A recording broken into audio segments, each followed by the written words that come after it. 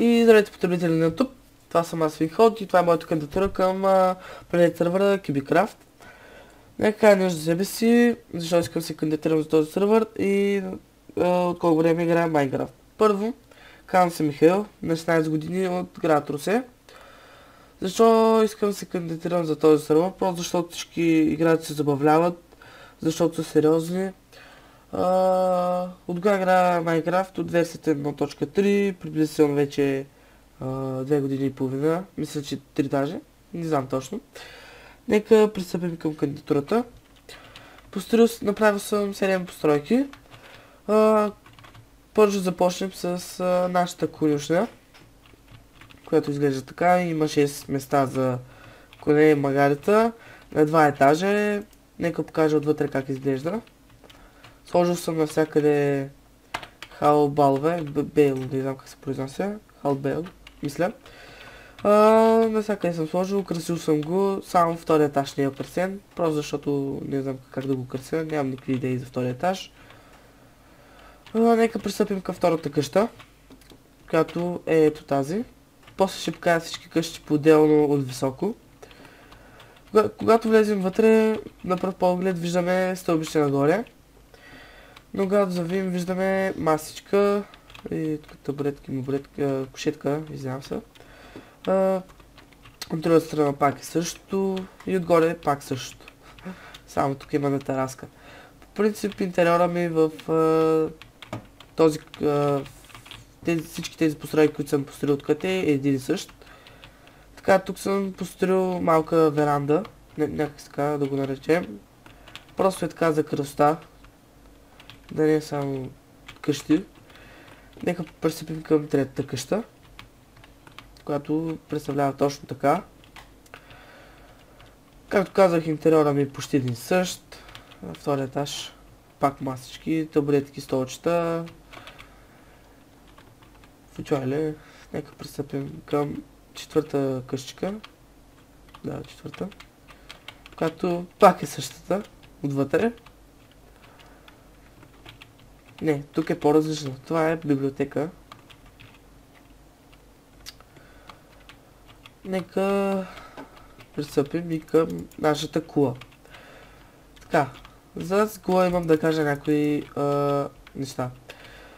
Тази кула, в принцип ми е, може би третата кула, която строя откакто играя Minecraft. Тази кула не строя. И ми е доста трудно, но видях, че в повечето кандидатури за сървъра има хора, които са построили кули и на мен ми хареса и реших аз да построя. Нека покажа как изглежда и отгоре. Ето така изглежда. Това тук те го направих да изглежда като часовник. Само да кажа за тези, които са забелязали. Да, общо ето това са къщи, тази я показах, тази не съм. Тук съм направил нещо по-различно, нещо като бар. Или кухня, както искате го наречете. На втория етаж е нещо като спалня. Само тук където няма легла. Забравих да ги сложа. Какво се направи. Нека пристъпим към...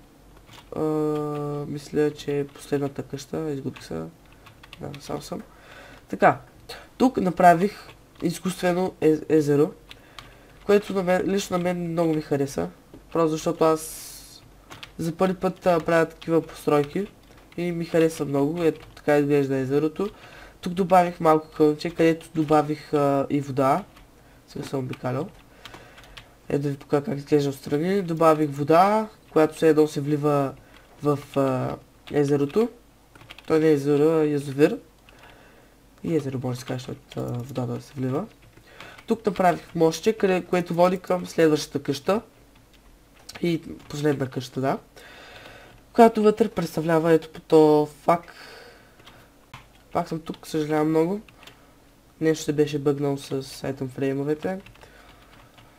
Просто защото исках да го направя като голям блок. Но вижте как се получава. Да, бъгна се. Какво да направя? Нека продължим. Ето така изглежда отгоре. На втория етаж. Направил съм тук килимчета. Тук пак също маса. И фучо или кушетки, както искате го наричате. Така, нека покажем всичко това от високо.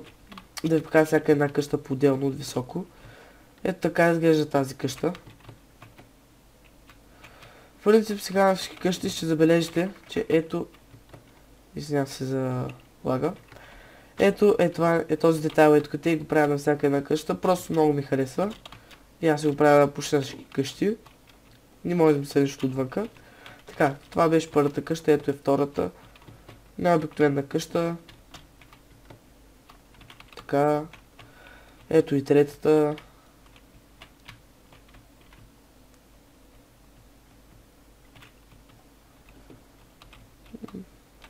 Да, почти всички съм ги построил така.